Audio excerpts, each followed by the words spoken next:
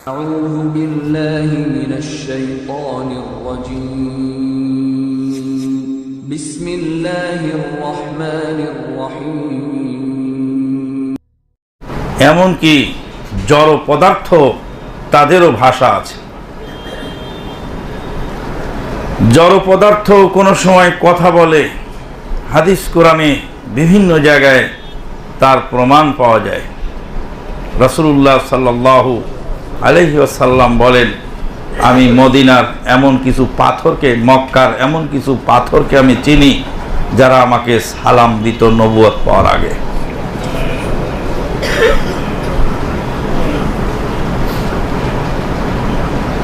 পাহাড়ের মধ্যে ভালোবাসা আছে। রাসূলুল্লাহ সাল্লাল্লাহু আলাইহি ওয়াসাল্লাম বললেন, হাযা জাবালুন উহুদ, এটা উহুদের পাহাড়। হাযা ইউহিব্বুনা নুহিব্বুহু, উহুদের পাহাড় আমাদেরকে ভালোবাসে, আমরা উহুদের পাহাড়কে ভালোবাসি। রাসূলুল্লাহ সাল্লাল্লাহু আলাইহি ওয়াসাল্লামকে ভালোবেসে অব্যক্ত বেদনা প্রকাশ করেছিল এটি মরা খেজুরের গাছ। আপনারা শুনেছেন সহিহ বুখারীর হাদিস, রাসূলুল্লাহ সাল্লাল্লাহু আলাইহি ওয়াসাল্লাম মসজিদে নববীতে মরা খেজুরের গাছের সাথে পিঠ লাগিয়ে খুতবা দিতেন।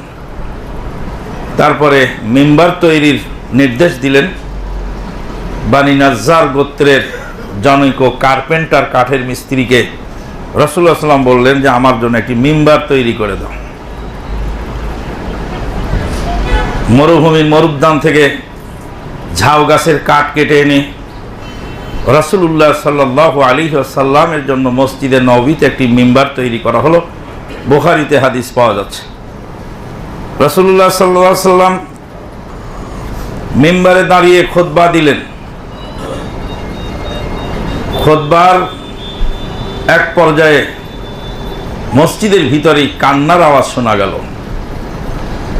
সাহাবায়ে কেরামগণ হতচকিত হলেন, বললেন যে এমনভাবে কাঁদছে যে কান্নার আওয়াজটা মনে হচ্ছে উটের বাচ্চা যেভাবে কাঁদে, উটের বাচ্চার কান্নার আওয়াজের মতো কান্নার আওয়াজ কানে ভেসে আসতেছে, কিন্তু কোথা থেকে কান্নার আওয়াজ আসে কেউ বুঝতে পারে না।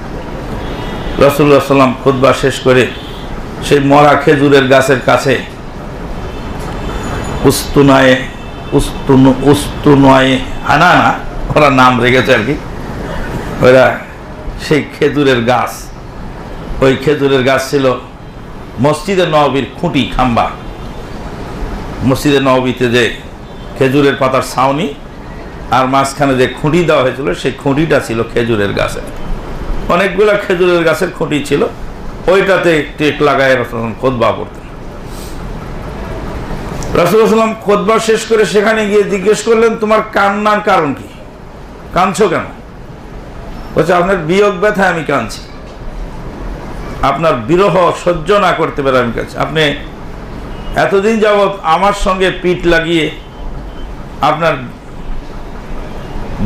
শরীর আমার সাথে ঠেস দিয়ে আপনি খুতবা করছেন, আজকে খুতবা দিচ্ছেন আপনি নতুন মেম্বারে, আমাকে ছেড়ে অনেক দূরে অবস্থান নিয়েছেন, আপনার বিরহ সহ্য না করে আমি কান্না করছি।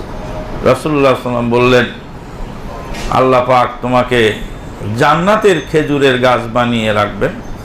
খেজুরের গাছের কান্না বন্ধ হয়ে গেল। খেজুরের গাছের ভিতরেও অনুভূতি আছে, অব্যক্ত বেদনা আছে।